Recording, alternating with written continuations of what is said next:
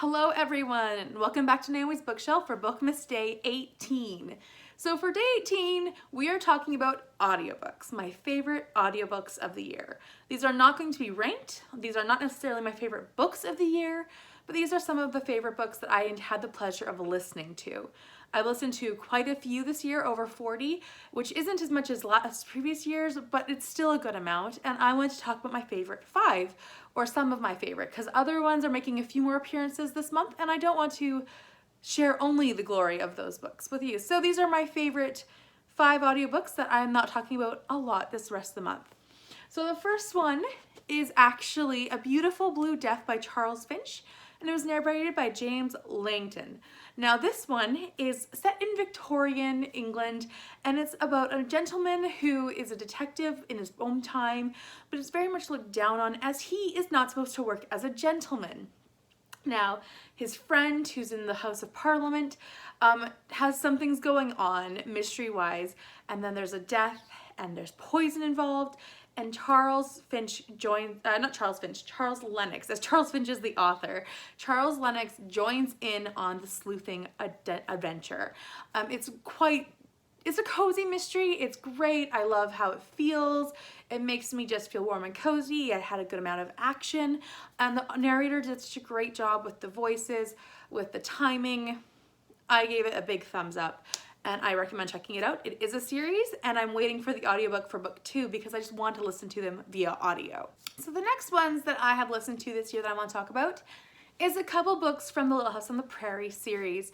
I have been working my way through the series over the last year and a half, but the ones I listened to this year were On the Banks of Plum Creek and On the Shores of Silver Lake, of course by Laura Ingalls Wilder, and they were narrated by Cherry Jones. I really recommend these as an audio. I do enjoy physically reading them, but the audio is great because it just has a great narrator. Cherry Jones, I think, does a great job of voicing the characters.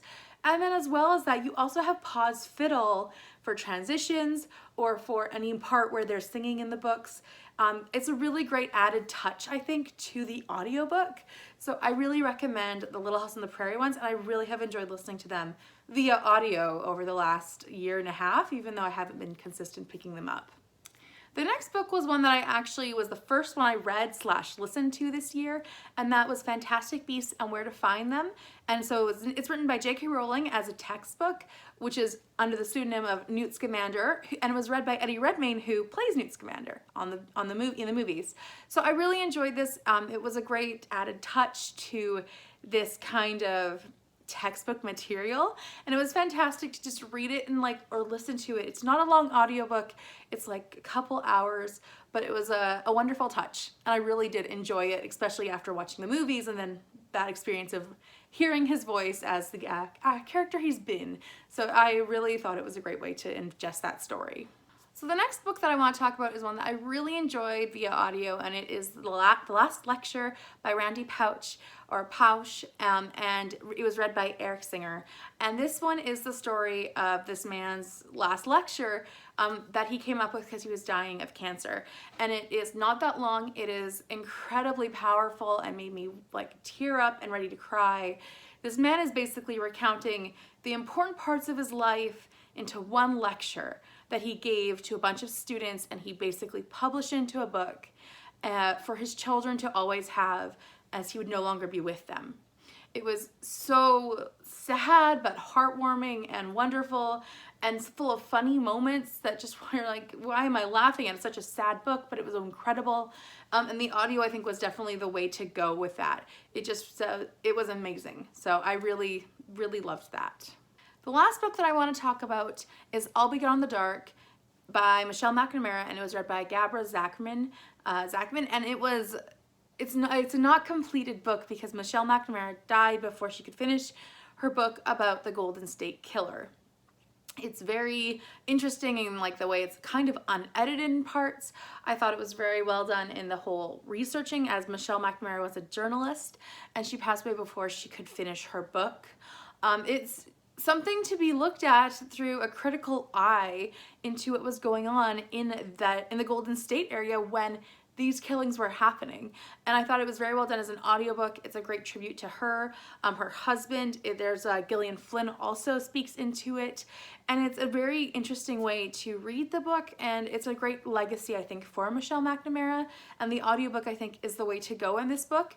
I mean, you could totally read it physically and it'd still be a powerful punch, but I really did enjoy the audiobook of this as my preference. So those are the 5 books that I read via audio this year, or 5 of my favorite audiobooks I read this year. I really enjoyed them all and I recommend them all. Please let me know what were some of your favorite audiobooks that you listened to this year, whether they were long or short or new authors to you or whatnot. Audiobooks can be amazing, and something I find about audiobooks is the narrator makes the difference.